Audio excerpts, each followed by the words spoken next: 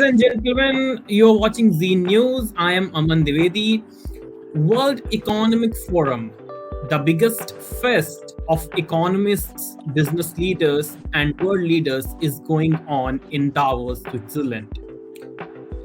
India's presence is significant this time. Uttar Pradesh Chief Minister Yogi Adityanath, Karnataka's Chief Minister B.S. Bamai, uh, AAP leader Raghav Chadda, Tamil Nadu Minister Thangam Thanarazu are there representing India. With them, a battery of the tallest business leaders from India is also attending the World Economic Forum this time. Gautam Adani, Sanjeev Bajaj, Kumar Mangalam Birla, N. Chandrasekaran, Nadir Godrej, Ajit Gulabchand, Sajjan Jindal, and many others are in Switzerland attending the event. One such business leader is Mr. Shikhar Aggarwal, who is the joint managing director of BLS International. Mr. Shikhar Aggarwal, welcome to Z News. Thank you for inviting me. So, we have invited our special guest, Mr. Aggarwal, today to discuss a few things about Davos, about World Economic Forum, what's happening in India, what's happening in economy. And since his company is one of the largest visa provider companies of India and world, we'll be discussing a few things about pre-pandemic and post-pandemic scenarios in the tourism industry, in the job industry, how the pandemic COVID has affected the world economy. So Mr. Aggarwal, my first question to you is, I can see a lot of snow in the background. So, how is Davos treating you this year? No, I think Davos is very exciting after pandemic. This is the first full-fledged Davos that is happening. And, being in the presence of such eminent leaders and such influential leaders of the world is really encouraging and a great honor for me. Are you enjoying the weather? The weather is, it is really good. It is minus 10 degrees Celsius and it's really cold here. Right. So, if Delhi's winters were a trailer, I think you're watching a full movie over there, right?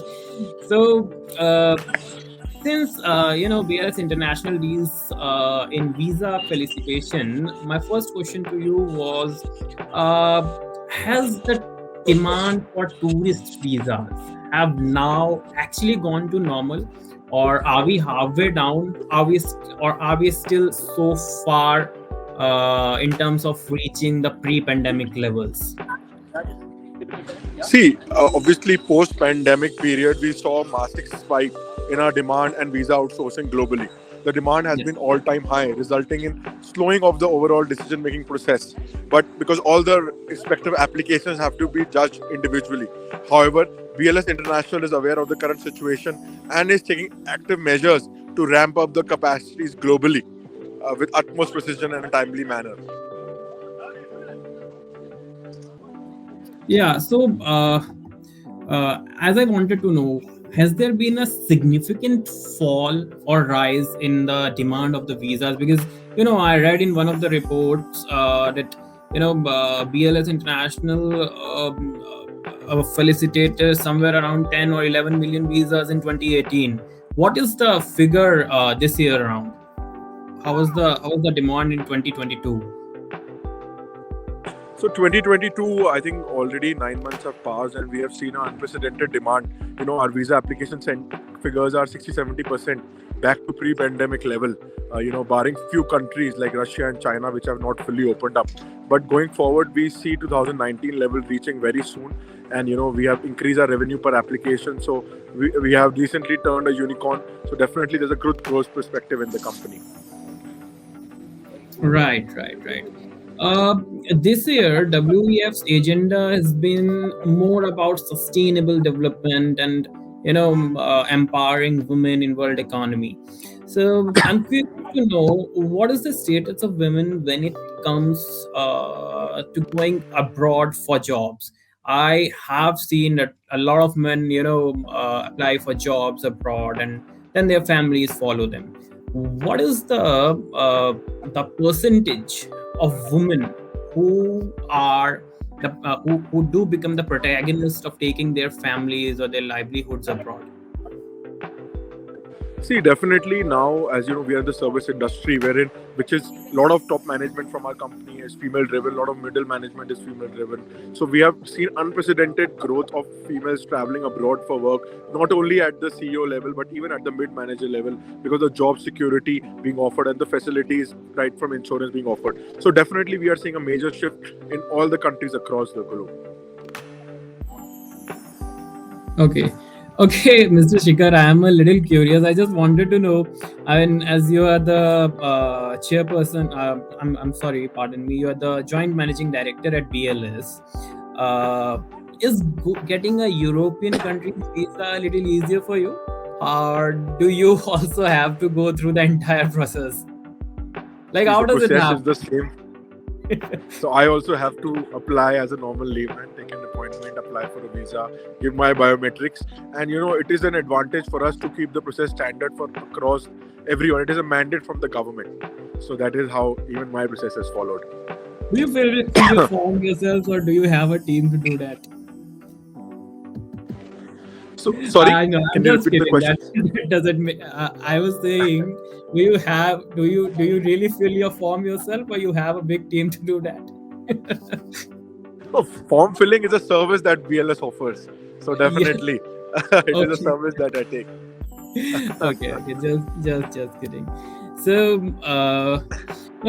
yesterday only the WEF director Sadia Zahidi, she said that world might see a recession in 2023. 2023.